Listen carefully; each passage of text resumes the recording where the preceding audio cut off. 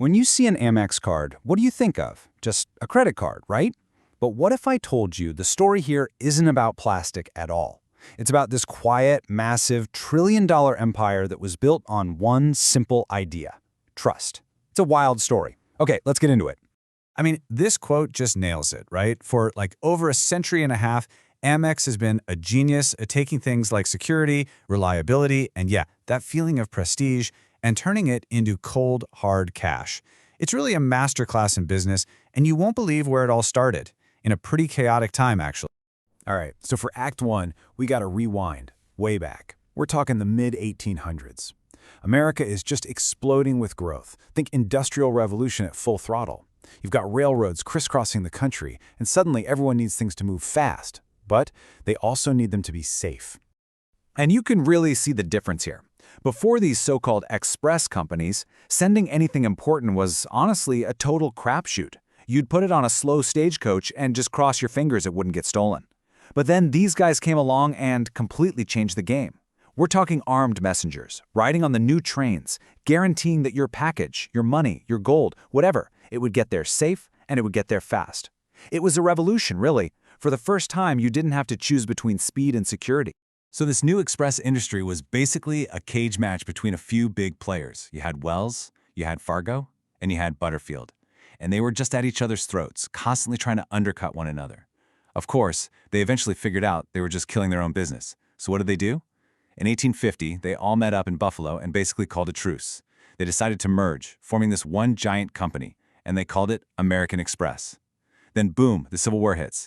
And who does the government turn to for reliable shipping? Amex. That move right there cemented their reputation as the guys you could trust, even when the world was literally falling apart. Okay, so here's the pivot. Amex has built this rock-solid reputation for shipping things. They're the best in the business. But here's where the real genius kicks in. They realized that the most valuable thing they were shipping wasn't packages or gold, it was trust. And that trust, well, that was a product they could sell all on its own. Let's see how they did it. Think about it. Back then, sending cash in the mail was like putting a "please steal me" sign on it. It just wasn't safe. The money order changed everything. It was so simple, right? You give Amex your cash, they give you a secure piece of paper, and your person on the other end cashes it at another Amex office. No risk. It was a total game changer and a huge hit. But the real magic was happening behind the scenes, where the customer couldn't see. And that magic has a name: the float. It's brilliant. See, Amex is holding on to all that cash from the moment you buy the money order until the moment it's cashed. That could be days, even weeks.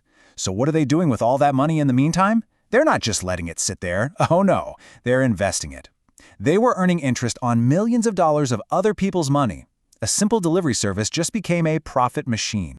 You know, sometimes the best ideas come from just being really annoyed. And that's exactly what happened next. The company president, J.C. Fargo, takes a trip to Europe, and every time he tries to get cash with his old-school letter of credit, it's a nightmare.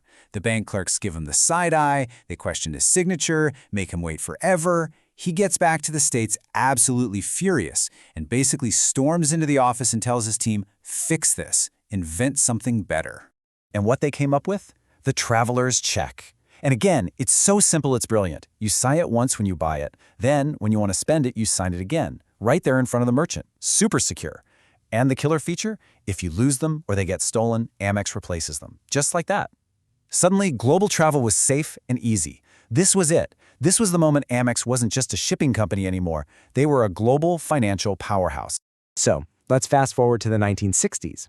By now, American Express's main product isn't shipping, it's not even traveler's checks.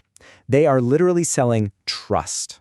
They get into this business of issuing warehouse receipts, which is basically them saying, yep, we guarantee that this much stuff is sitting in this warehouse. It was a solid, boring, reliable business until one guy, a very clever guy, figured out how to turn that trust into a weapon. So yeah, what does happen when that trust gets weaponized? Well, that question brings us to a man named Anthony Tino DeAngelis, and what he pulled off was one of the craziest, most unbelievable financial scams in history. He found one tiny little crack in the Amex system and used it to try and bring the whole company down. The scam itself was just, wow.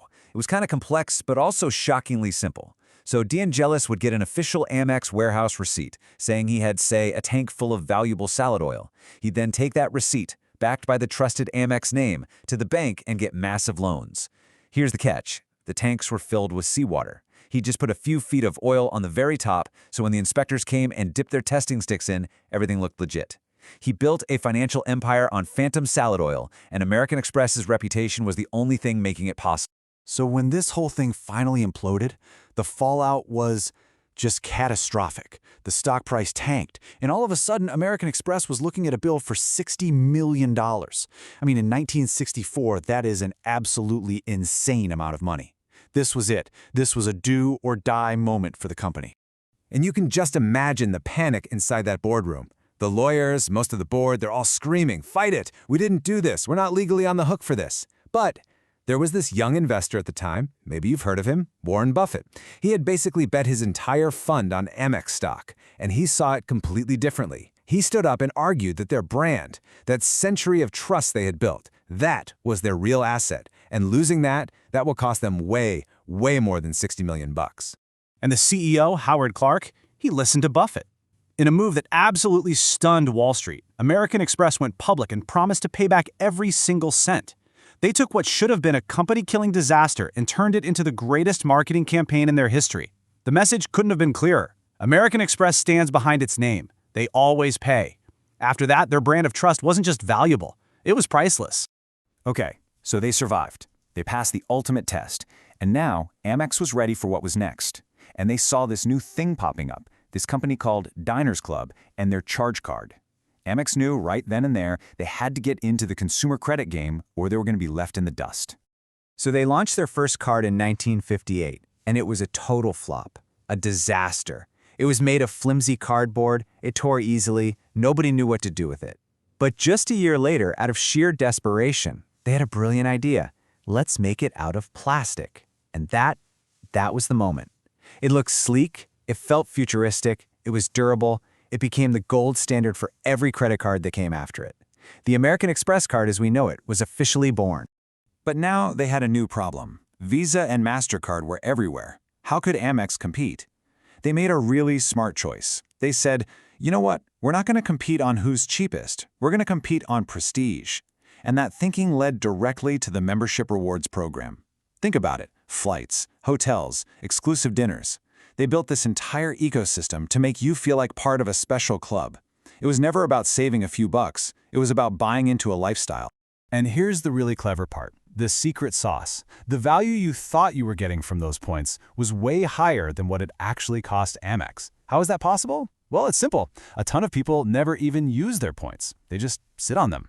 It was an absolute masterstroke, a perfect blend of psychology and smart finance. Which, brings us pretty much up to today. Amex is now this absolute giant on the world stage. But being that big, well, it puts a target on your back. And that target came in the form of a huge, drawn-out legal battle with the U.S. government itself. I mean, if you want to understand just how big they are now, just look at this number, $1.6 trillion. That's how much money moves through their network in a single year. That's not just a big company. That's a fundamental pillar of the global economy. So, when the Department of Justice went after the big credit card companies for being anti-competitive, what happened? Visa and MasterCard folded almost immediately. They settled, but not Amex. Amex fought. Why? Because the government was trying to kill their anti-steering rules. Those are the rules that say a store can't try to convince you to use a cheaper Visa card instead of your Amex. And for Amex, those rules were everything. It's what allowed them to charge higher fees and maintain that prestige. So they fought. For 8 long years, they took it all the way to the Supreme Court, and against all odds, they won. It was this incredible, stunning victory that basically saved their whole business model. And really, this quote just sums it all up, doesn't it? The model worked because it was disciplined. It all came back to trust and prestige. That is the entire playbook.